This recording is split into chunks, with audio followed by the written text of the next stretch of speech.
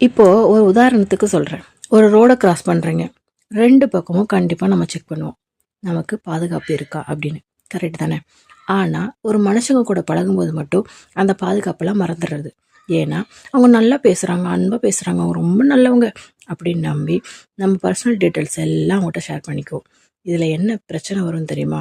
பின்னாடி ஒரு நாள் அவங்களுக்கும் உங்களுக்கும் ஏதோ ஒரு முகச்சடை வரும்போது அது உங்களுக்கு எதிராகவே ஆயுதமாக அவங்க பயன்படுத்த ஆரம்பிப்பாங்க. அப்போ தான் உங்களுக்கு புரியும், அவ்வளோ நாள் அன்பாக பேசுனது ஒரிஜினல் முகம் கிடையாது, அந்த ஆயுதத்தை எடுத்த அதுதான் ஒரிஜினல் முகம்னு. ஆனால் ரொம்ப லேட் ஆகிடுச்சே, உங்கள் டீட்டெயில் எல்லாம் உங்களுக்கு தெரியும்.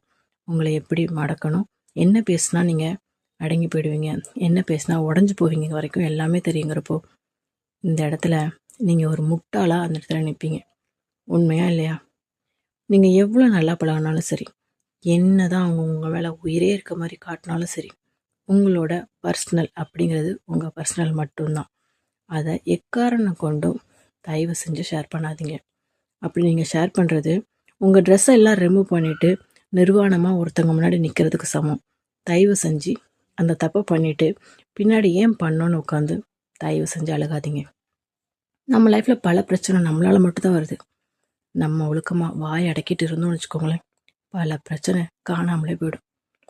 நம்ம எதிரிக்கு மட்டும் நம்மளோட வீக்னஸை சொல்லி நம்மளே மறந்துட்டிக்கிறது ஒன்றும் பெருமை இல்லையே. தயவு செஞ்சு உங்கள் வீக்னஸ் எதுன்னு உங்களுக்கு மட்டும் தெரிஞ்சால் போதும். இதை கரெக்டாக ஃபாலோ பண்ணிங்கன்னா உங்கள் லைஃப் சேஃப்.